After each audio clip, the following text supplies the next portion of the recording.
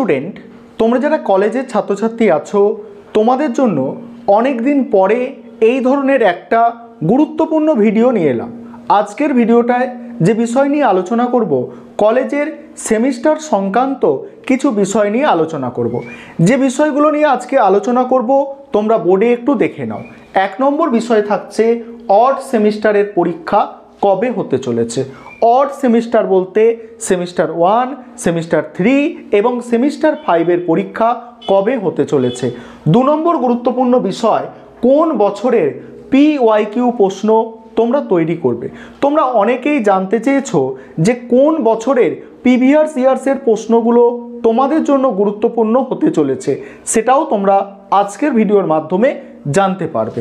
3 নম্বর গুরুত্বপূর্ণ বিষয়, পাস নম্বর কত, অর্থাৎ তোমাদের প্রত্যেকটা সেমিস্টারে প্রত্যেকটা সাবজেক্টে পাস নম্বর কত এবং অনার্স টিকিয়ে রাখতে গেলে কত নম্বর দরকার, সেই বিষয়টা নিয়ে আলোচনা করব।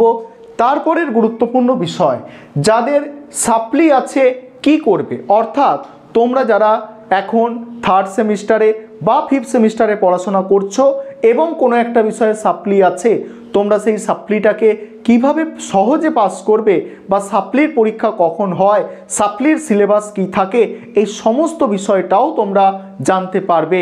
এবং সবশেষে যেটা আলোচনা করব, সাপ্লি থাকলে কি স্কলারশিপ পাওয়া যায়, অর্থাৎ কোনো একটা বিষয়ে 1-2 নম্বরের জন্য ধরো সাপ্লি এসে গেছে, সেক্ষেত্রে কি তোমরা কলেজের ক্ষেত্রে স্কলারশিপ পেতে পারো, সেই বিষয়টা নিয়েও আলোচনা করব। তাহলে প্রথম যে 1 নম্বর বিষয়, যে সেমিস্টার 1, সেমিস্টার 3 এবং সেমিস্টার 5 এর পরীক্ষা কবে হতে চলেছে। তোমরা জানো যে এই যে অড সেমিস্টারের পরীক্ষা জানুয়ারি ফেব্রুয়ারি মাসে সাধারণত হয়ে থাকে।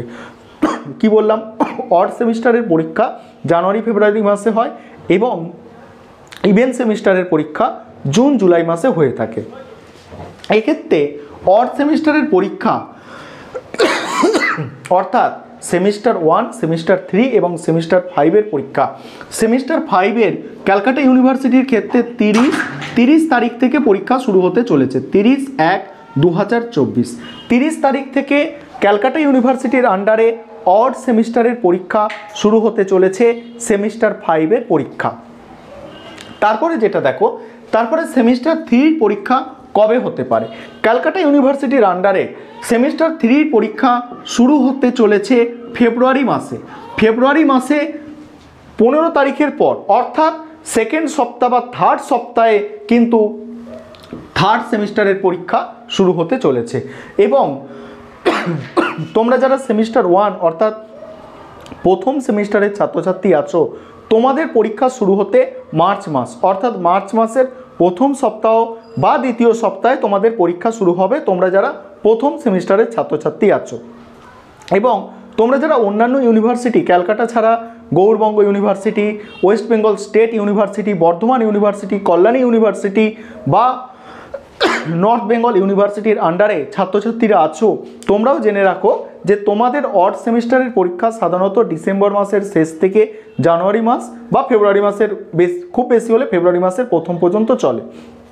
প্রধানত ডিসেম্বর মাসের শেষ থেকে জানুয়ারি মাস পর্যন্ত অড সেমিস্টারের পরীক্ষাগুলো চলে এবং ইভেন্ট সেমিস্টারের পরীক্ষা জুন জুলাই মাসে। ইভেন্ট সেমিস্টার বলতে সেমিস্টার 2, সেমিস্টার 4 এবং সেমিস্টার 6 এর পরীক্ষা জুন জুলাই মাসে হয়। এবারে তোমাদের পরীক্ষা কবে হতে চলেছে সেটা অবশ্যই তোমরা যারা অন্যান্য ইউনিভার্সিটির আন্ডারে ছাত্রছাত্রী আছো তোমরা জানাতে পারো। আর তোমরা যারা প্রথম সেমিস্টারের ছাত্রছাত্রী, তোমাদের চিন্তার কোনো কারণ নেই। তোমরা ভাবছো হঠাৎ করে নোটিশ দিয়ে দেবে, রুটিন দিয়ে দেবে, পরীক্ষা শুরু হবে, এরকম নয়। পরীক্ষার অন্ততপক্ষে 1 মাস আগে তোমরা জানতে পারবে, কারণ পরীক্ষার ফর্ম ফিল আপ করা হয়, পরীক্ষার ফর্ম ফিল আপ হবে, তারপরেই কিনা পরীক্ষাটা হবে। পরের গুরুত্বপূর্ণ বিষয়, কোন বছরের PYQ প্রশ্ন তৈরি করবে। তোমরা 2024-এ পরীক্ষা দিতে চলেছ, তোমরা কিন্তু 2023-এর স্টুডেন্ট। তোমরা যারা সেমিস্টার 5, সেমিস্টার 3 এবং সেমিস্টার 1 অর্থাৎ প্রথম সেমিস্টারের ছাত্রছাত্রী আছো, তোমরা 2023-এর স্টুডেন্ট, তোমরা 2024-এ পরীক্ষা দিতে চলেছো, সেক্ষেত্রে একটা জিনিস তোমরা মাথায় রাখবে যে তোমাদের জন্য যে ইয়ারের প্রশ্নপত্রগুলো সবথেকে গুরুত্বপূর্ণ হচ্ছে 2021 সালের প্রশ্নপত্র। 2021 সালের প্রশ্নপত্র তোমাদের জন্য সবথেকে গুরুত্বপূর্ণ। তারপর যেগুলো তোমরা প্র্যাকটিস করবে সেগুলো হচ্ছে 2020 সাল এবং 2019 সালের প্রশ্নপত্রটা তোমরা দেখবে। তবে 2021 সালের প্রশ্নপত্র তোমাদের জন্য খুবই গুরুত্বপূর্ণ। তোমরা প্রথমেই 2021 সালের প্রশ্নপত্র অবশ্যই সলভ করবে, তোমাদের জন্য এটা খুবই গুরুত্বপূর্ণ। তারপরে দেখো 5 নম্বর কত, অর্থাৎ প্রত্যেকটা সাবজেক্টে 5 নম্বর কত। দেখো ইউজিসির নিয়ম অনুযায়ী কলেজের ক্ষেত্রে এক একটা সেমিস্টারে প্রত্যেকটা সাবজেক্টে 30% তুমি যদি নম্বর পাও সেক্ষেত্রে তুমি পাস করতে পারছো। 30% নম্বর মানে এবারে বুঝে নাও, এবারে বিভিন্ন সাবজেক্টে নম্বর বিভাজনটা বিভিন্ন রকম থাকে। কোনো সাবজেক্টে যদি 50 নম্বরের পরীক্ষা হয়ে থাকে 30% মানে কত, 30% মানে সেক্ষেত্রে তোমাকে পেতে হচ্ছে 15, 3 5 15। এবার যদি কোনো সাবজেক্টে 65 নম্বরের পরীক্ষা হয়ে থাকে সেক্ষেত্রে তোমাকে পেতে হচ্ছে 20, এবং কোনো সাবজেক্টে ধরো 75 মার্কসের পরীক্ষা হতে পারে, অর্থাৎ প্রথম সেমিস্টারে তোমরা যারা আছো তোমাদের অনেক সাবজেক্ট আছে যেখানে 75 মার্কসের পরীক্ষা হবে, সেখানে 5 নম্বর কত, 3 7 21 আর 2 নম্বর 23 নম্বর তোমাদের পাস করতে গেলে 23 নম্বর লাগবে। অর্থাৎ এইগুলো হচ্ছে মিনিমাম 30% নম্বর পেলে তোমার সেমিস্টার ক্লিয়ার দেখাবে, নয়তো সেমিস্টার নট ক্লিয়ার দেখাবে। কোনো একটা সাবজেক্টও প্রথম সেমিস্টারে তোমরা যারা আছো ভালো করে শোনো, যদি একটা সাবজেক্টও তোমরা 30% কম নাম্বার পাও তোমরা পরের সেমিস্টারে চলে যেতে পারবে ঠিকই, কিন্তু সেমিস্টার নট ক্লিয়ার দেখাবে, সাপ্লি এসে যাবে পরে, সেটাকে কিন্তু আবার পাস করে আসতে হবে। তারপরে নেক্সট গুরুত্বপূর্ণ বিষয় যে অনার্স টিকিয়ে রাখতে গেলে তোমাদের কত শতাংশ নম্বর পেতে হবে। অনার্স টিকিয়ে রাখতে গেলে তোমাদের যে সবকটা সেমিস্টার আছে সেই প্রত্যেকটা সেমিস্টারের নম্বর অ্যাড করে 40% নম্বর পেতে হবে। কোনো একটা সেমিস্টারে কম নম্বর পেলে অর্থাৎ 35% নম্বর পেলে পরের সেমিস্টারে সেটাকে তোমাকে 45% নম্বর পেয়ে মেকআপ দিতে হবে। অর্থাৎ অনার্স টিকিয়ে রাখতে গেলে 40% নম্বর পেতে হবে। অনার্স টিকিয়ে রাখার প্রশ্ন এখানে নয়, অনার্সের সার্টিফিকেট পেতে গেলে।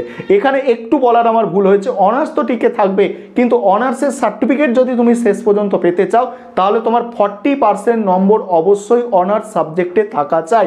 কোনো একটা সেমিস্টারে কম, কোনো একটা সেমিস্টারে বেশি হলে চলবে। পরের গুরুত্বপূর্ণ বিষয়, যাদের সাপ্লি আছে তোমরা কি করবে। সাপ্লি সংক্রান্ত বহু প্রশ্ন তোমাদের মাথায় ঘোরাফেরা করে, বিভিন্ন সময় কমেন্ট করে আমাকে জিজ্ঞাসা করেছো সাপ্লি সংক্রান্ত কিছু কমন প্রশ্ন, যেমন সাপ্লির সিলেবাস কি থাকছে। একদম সাধারণ ভাষায় তোমাদের বলবো, তোমরা যে সিলেবাসে পরীক্ষা দিয়ে সাপ্লি পেয়েছো সেটাই তোমাদের কিন্তু সাপ্লির সিলেবাস।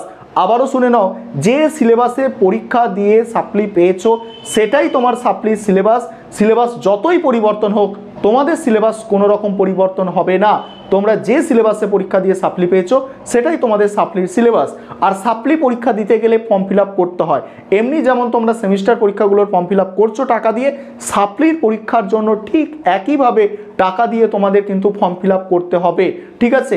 এবং সাপ্লির পরীক্ষার জন্য তোমাদের বলবো তোমরা প্রিভিয়াস ইয়ার্সের প্রশ্নপত্রগুলো ফলো করো, সেক্ষেত্রে তোমরা অনেকটা উপকৃত হবে।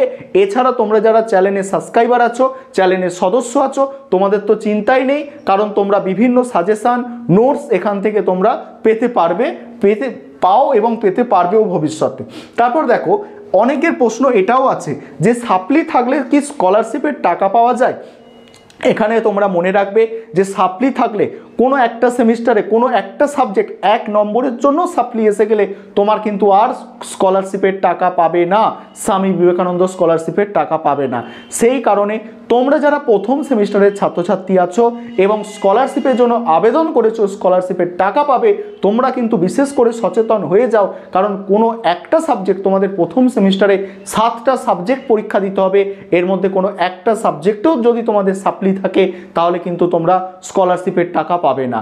অনেক দিন পরে তোমাদের জন্য আজকে একটা ভিডিও তৈরি করার সুযোগ পেলাম, আমি কিছুদিন ধরে ব্যস্ত ছিলাম, আশা করি তোমাদের জন্য আবারও এরকম গুরুত্বপূর্ণ ভিডিও প্রতিনিয়ত আনতে পারবো।